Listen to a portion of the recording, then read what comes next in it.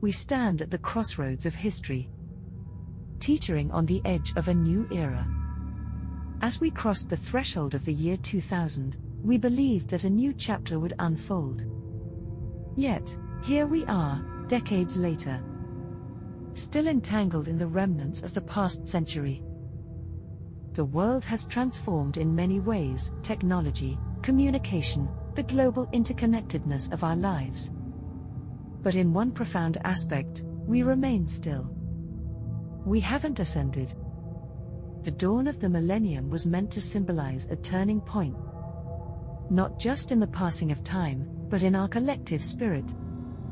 An evolution. A shift towards something more. Something beyond the limitations of our history. Instead, we find ourselves bound by the same struggles: war, conflict, division.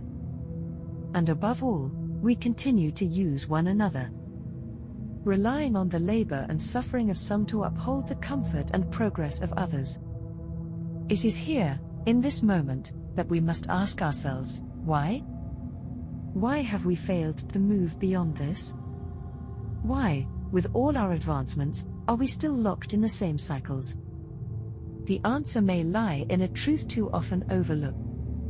We have yet to discover the essence of what it means to win. Not in the superficial sense of personal victory or domination, but in the deeper, collective understanding of success. This new feeling, this new concept of winning, is not about individual triumphs. It is not about gaining power over others or amassing more than we need. Winning, as it should be, is about the elevation of all. It is the recognition that we can no longer afford to use people as tools. It is time to release ourselves from the mindset that labor, especially hard, dehumanizing labor, is a necessity for progress. When we let go of this outdated notion, something profound happens. We begin to glimpse the possibility of becoming something more. A Type 1 civilization. A species that transcends the petty conflicts of the past and steps into a future defined by unity, growth, and understanding. It is here, on the cusp of this transformation, that we must decide. Do we continue to cling to the habits of the last century? Or do we finally begin to evolve? The ascent of humanity is not inevitable. It requires a choice. It requires a shift in consciousness. We have the tools, the technology, the knowledge. But what we lack is the will.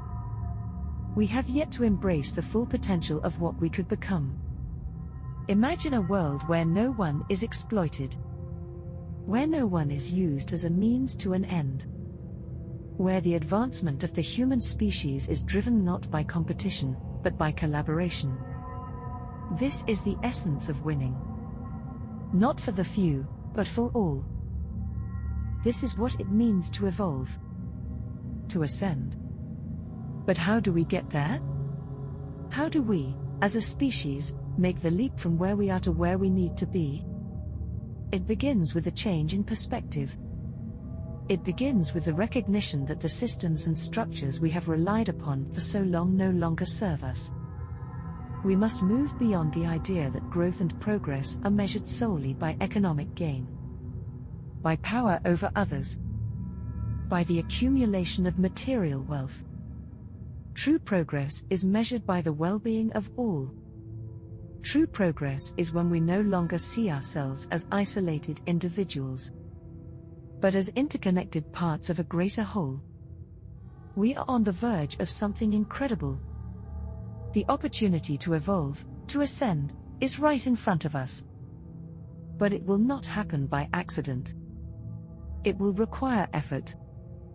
It will require a conscious decision to let go of the past and embrace a new way of being. The year 2000 was supposed to be a new beginning. It can still be. But we must choose it. We must choose to win in the truest sense of the word. Not through domination, but through elevation. We have lived for too long with the belief that competition is the driving force of progress. That conflict is a necessary part of our evolution. That the strong must rise at the expense of the weak. But what if this belief is what keeps us anchored in the past? What if competition is not the path to our future, but the chain that holds us back? To ascend, we must redefine what it means to progress. It is not the survival of the fittest. It is the survival of the collective. Of all of us, together. We have the capacity to thrive without war, without conflict, without the destruction of our planet and our people. But we must choose that path. The future of humanity hinges on one pivotal moment of realization. That we are one.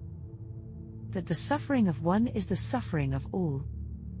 And that the success of one is the success of all. This is the essence of the new feeling, the new paradigm, winning. Winning is no longer about conquering others.